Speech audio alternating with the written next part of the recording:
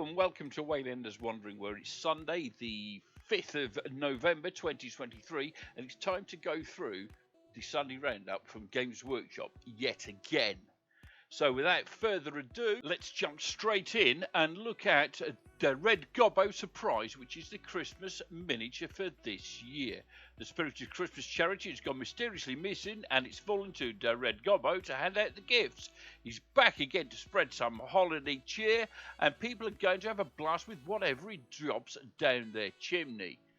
Next up, we're looking at Warhammer 40,000, where we're looking at the Exalted of the Red Angel, a lovely Cornate box set, taking skulls from the Skull Throne with these bloodthirsty devotees of Khorne. This huge demon Primarch Angron towers over 6 frenzied 8-bound and a squad of 10 blood-crazed berserkers, ready to slaughter all who cross their path. Red is the most festive colour around after all.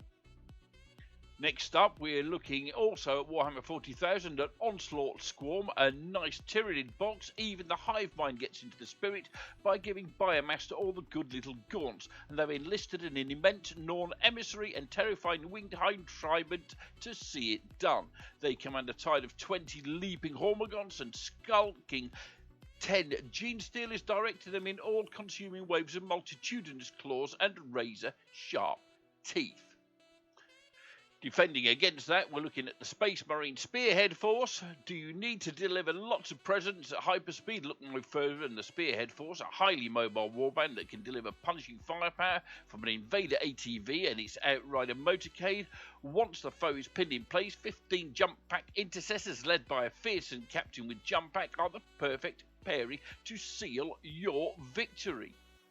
These should be really good value. Historically, the Christmas boxes have been really good value, by the way. Up next, we are looking at some Orcses.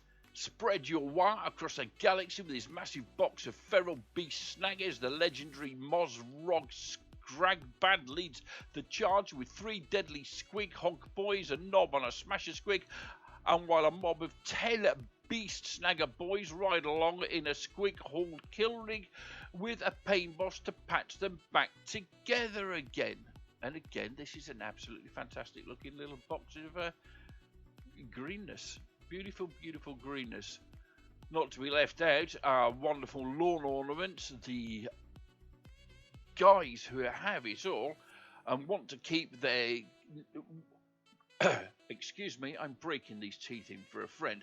Want has, need keeps, toil earns, especially when it comes to the gift-giving season.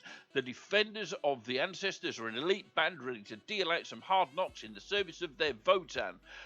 With doughty Einhir champion leading an armoured fist of 10 Einhir Hearthguard, these warriors pack a massive punch as they're delivered to battle by a Hackerton Land Fortress, while a fast-moving Sagittor ATV lays down suppressing fire and a wise Grimnir provides psychic support.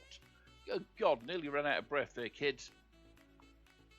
Our wonderful Imperial Guard are not to be left out in such a thing, so you'll stand firm in your defence of the Imperial with a muster soldiers of the Cadian Defence Force, a pair of mighty Rojal Dawn battle tanks grind across the battlefield, supported by 2 disciplined squads of Cadian shock troopers who can manage it into one big squad of 20, and a Cadian command squad to lead them all. This is the true bulwark of humanity, and look at these.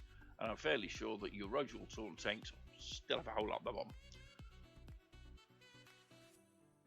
Moving on from Warhammer 40,000, we're getting into the Warhammer Age of Sigmar with the Vengorian Court. Each dynasty in the Soulblight Gravelords fights differently, attuned to the predilections of their morbid leads. The Vengorian Lords are those who have truly succumbed to their bestial nature in the Vengorian Court. One of these mighty leaders commands a cadre of 5 noble blood knights, 3 fell black bats, 20 death rattle skeletons, and a pack of 10 dire wolves. Defending against them, we have some Chaos Boys. The fearsome Eternus blade of the first prince leads a mighty army in the name of his Dark Master. This powerful warhorde includes 5 battle-hardened Chaos Knights, 10 Chaos Warriors, and 3 hulking Ogroid Therodons, and a retinue of 5 chaos chosen blessed by the ruinous powers. Oh, excuse me. A nice suppressed sneeze for everyone there. Our lizard men are not to be left out here, with the Seraphon army have recently been blessed with a wide range of brand new miniatures. You can get your hands on a whole army with the primordial star host, an ancient Slan Starmaster in his floaty chair, watches over the ferocious charges of 3 Agrodon Lancers, while 3 mighty Croxigore and 10 savage Saurus warriors set upon enemies herded into place by 3 snapping terror wings and their cunning hunters Hunachi. Good God, they do not make this stuff easy to say. Coming next for some more undead mightiness, we have the Praetorian Spearhead. Write down your foes and reap bountiful tithe of bone upon the Praetorian Spearhead, commanded by Arch Cavalos Xantos and his bodyguard of 5 Cavalos Death Riders, 4 elite Morghast Construct swoop from the skies, while a Gothy Tsar Harvester reanimates the fallen and reinforces the 10 Mortric Guard who march unrelentingly across the battlefield. And these are absolutely marvellous. Do like me some undead. I think in the old world, if it's available, I will definitely be having an undead army to go with my beloved Bretonnians. Next up, we're looking at the Black Library, where Storm of Iron and Leviathan is being released. The mighty Graham McNeil, defenders of Hydra Caudatus are ill-prepared for a massive Iron Warriors host in a hardback release of Storm of Iron by Graham McNeil, as the merciless heretic Astartes search for this seemingly insignificant world for an object of dire importance. Also from Black Library by Darius Hinks, we have Leviathan. Further across time and space, Space Marines of a decidedly more heroic sort to tackle the opening throes of the 4th Tyrannic Wars in the new paperback release of Leviathan. Space Wolf and the Demon's Curse.